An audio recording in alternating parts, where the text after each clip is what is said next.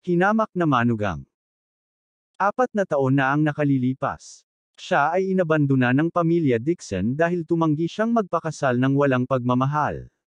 Pinahiya, tinutuya at natikman ang kalupitan ng sangkatauhan. Nagkataon lang, siya ang naging pinakahinamak na manugang ng pamilya Lewis. Ang tingin sa kanya ng lahat ay talonan, pati ang kanyang asawa ay nabuli. Makalipas ang 4 na taon, nagkaroon ng biglaang pagbabago sa pamilya Dixon. Nakikiusap sila sa kanya na bumalik at iligtas ang negosyo ng pamilya. Sa oras na ito, nagawa na niyang magkaroon ng ganap na kontrol sa lungsod na ito at hindi na kailangang magtiis ng kahit na sino. Kabanata 1. Hey, mahal. Nagkaroon ako ng problema sa Antique Street at aksidenteng nabasag ang isang mukhang sinaunang bote ng ibang tao. Ngayon, gusto nilang bayaran ko ang 8 milyong yuan. Ano? Si Jane Lewis, na kasalukuyang binubuli ng pamilya Lewis sa kumpanya, ay biglang nakatanggap ng tawag mula sa kanyang walang kwentang asawa. Nang matanggap niya ang tawag na ito sa telepono, galit na galit siya na parang sasabog na ang baga niya.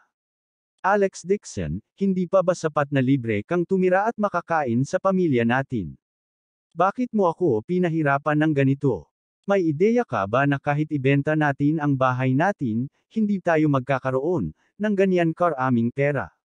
Nang matapos siyang magsalita, nagalit si Lewis Jane at nagpatuloy siya, I'm sorry to say this, but I can't do anything about this. Mag-isip ka ng paraan mag-isa.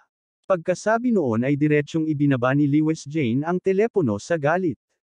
Nawalan ng magawa si Alex Dixon nang magsimulang tumulo ang pawis sa kanyang noo.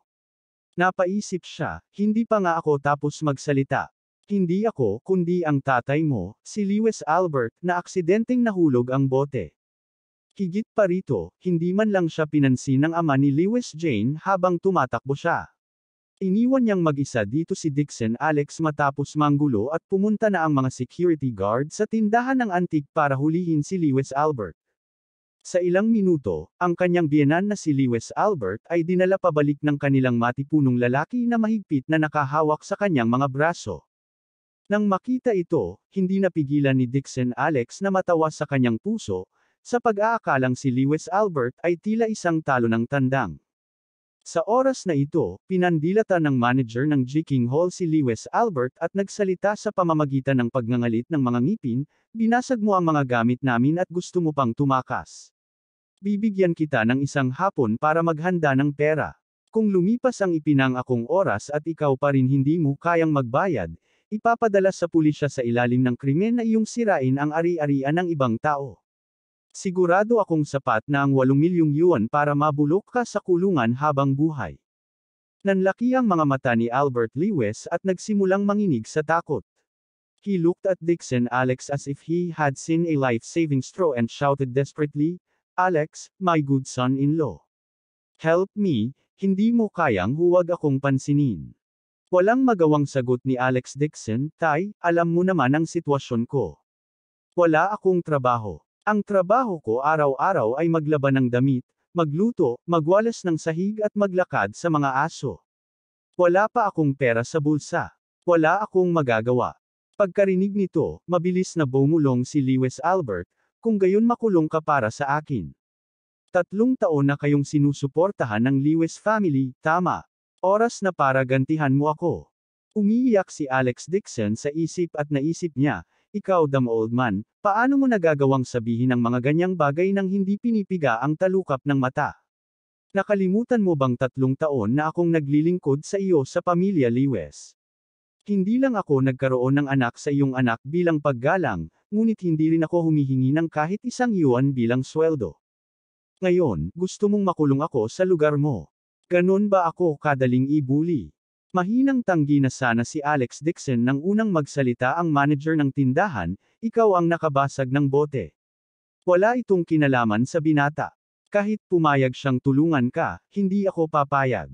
Pagkatapos noon, nilainggan niya si Dixon Alex at sinabing, young man, you can leave now. However, you better call his family to let them think of a way for compensation. Otherwise, after this afternoon, I will send him sa police estasyon.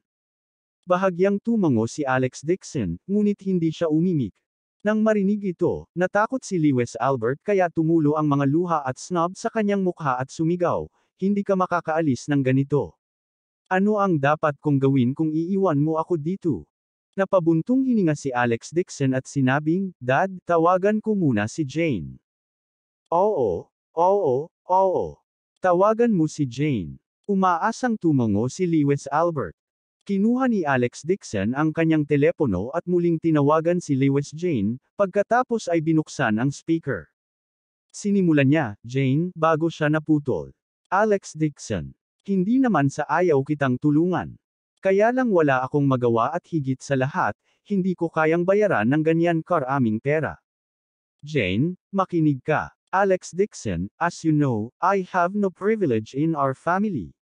Our family's money is all in my mother's hands and I only have 200,000 for private money. If this money can be helpful, it will be given to you." "Jane. Alex Dixon, I'm sorry. I really can't afford ng ganyan karaming money." Hindi na napigilan ni Albert Lewis na nakikinig sa gilid at biglang sumigaw ng malakas, "Jane, ako na. Ako ang nakabasag ng bote na iyon. Kapag hindi ka nagbabayad, ipapadala nila ako sa prison. I don't want to waste my life in prison. Bilisan mo at gumawa ka ng paraan para sa papa mo." Hindi akalain ni Jane Lewis na hindi si Dixon Alex ang naging sanhi ng gulo, kundi ang kanyang ama. Nanginginig ang puso niya at umiling siya, "Dad, what's going on?"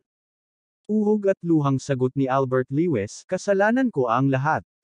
Napakaganda ng bote na iyon at hindi ko kinaya na hatiin ito. Kaya, gusto kong magpa-picture at i-post sa WeChat moments ko para magpakitang gilas, pero nang ilabas ang aking telepono, ang kabilang kamay ko ay hindi naging matatag, dahilan upang mahulog ang bote sa lupa at nagkapira-piraso." Habang ipinaliwanag niya ang tungkol sa pangyayari, napaluha si Lewis Albert at naghisteryoso siyang umiyak, nagkahalaga ito ng 8 milyong yuan. "Kung hindi tayo magbabayad, kailangan kong makulong." Biglang nabahala si Jane Lewis habang sinabing, "Kung gayon, tatay, sandali lang. Tatawagan ko si nanay. Nasaan kayo? Pupunta kami diyan." Kung tutuusin, ang nanggugulo ay ang kanyang ama, kaya agad na nabalisa si Lewis Jane at tinawag ang kanyang ina. Kaya lang, galit na sumugod ang mag-ina. Ang 8 milyong yuan vase ay talagang malaking halaga para kay Lewis Jane. Bagamat ang pamilya Lewis ay nanatili bilang isang medyo sikat na pamilya sa Jinling at kilala na may maraming kayamanan, ang pamilya ni Lewis Jane ay hindi naging maayos.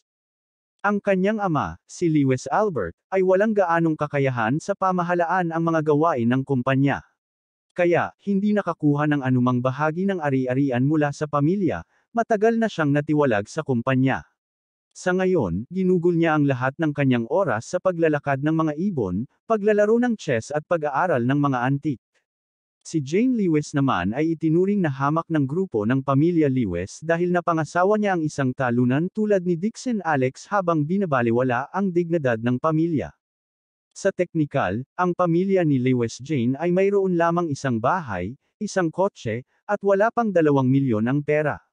Masasabing sila ang pinakamahirap sa mga kamag-anak sa pamilya Lewis.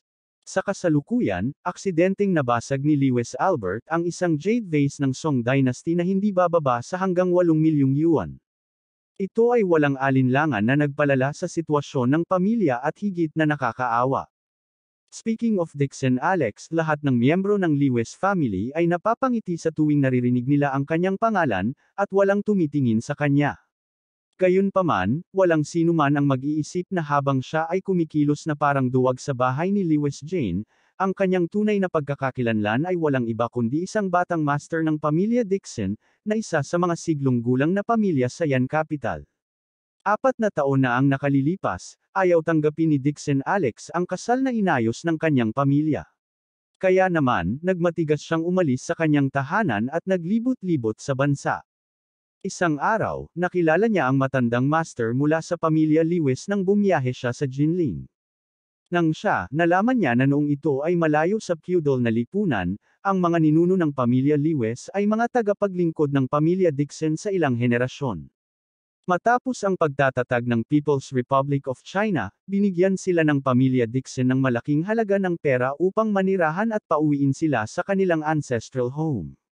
Sa pag-asa sa perang ibinigay sa kanila ng pamilya Dixon, ibinalik ito ng mga katulong sa puhunan. Kaya, pagkatapos ng mga dekada ng pag-unlad, ang pamilya Lewis ay unti-unting nakakuha ng kaunting impluwensya sa Jinling. Iyon ang dahilan kung bakit buo ang respeto ng Old Master ng pamilya Lewis sa pamilya Dixon at labis na pinaburan si Dixon Alex. Inanyayahan niya si Dixon Alex na bumalik sa kanyang sariling bahay, at sumalungat pa sa kagustuhan ng lahat nang ipakasal niya ang kanyang paboritong apo, si Lewis Jane, kay Dixon Alex. Ayon sa kagustuhan ni Dixon Alex, hindi binanggit ng matandang master ang tunay na pagkatao ni Dixon Alex kahit kanino. Hindi nagtagal matapos silang ikasal, ang matandang master ay namatay ng hindi inaasahan. Mula noon palaging minamaliit ng pamilya Lewis si Dixon Alex bilang matrilocal son-in-law. Naramdaman nila na si Dixon Alex ay isang talunan na gumagala sa mga lansangan. Hindi man lang siya karapat-dapat na maging utusan sa pamilya Lewis, lalo na ang pagiging manugang ng pamilya Lewis. Sa pagpapakasal kay Lewis Jane sa isang walang kwentang taong tulad niyan, hindi ba ito nakikitang kahihiyan sa pamilya Lewis? Higit pa rito, si Lewis Jane ay isang sikat na kagandahan sa Jinling na hinangaan ng lahat. Maraming mayayamang tao, gaya ng mga young masters na may makapangyarihang background, ang nagnanais na pakasalan siya. Bagamat sa huli, nakipagkasundo siya sa pagpapakasal sa isang talunan tulad ni Dixon Alex.